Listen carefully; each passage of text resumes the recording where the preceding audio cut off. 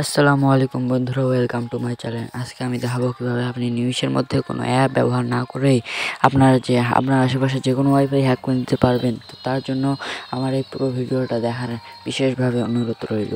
দয়া করে ভিডিওটা স্কিপ করবেন না। ওয়াইফাই হ্যাক করার জন্য সর্বপ্রথম ওয়াইফাই বাটনটি অন করে নিতে হবে। এরপরে যতগুলো নাম আসবে ঠিক পাশের এই ছোট বাটনে কিছুক্ষণ ক্লিক করে ধরে রাখতে হবে।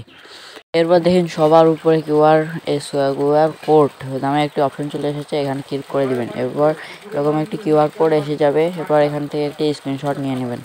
এরপরে সোজা এখান থেকে বাইর হয়ে কিউআর ব্যানারে চলে যাবেন।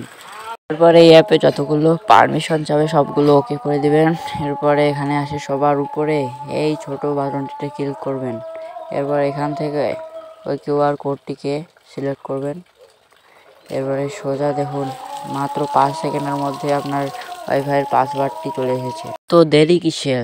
বেশি সময় নষ্ট না করে কানের ধরনের চাপ দিয়ে বসে পড়ুন মোবাইল নিয়ে।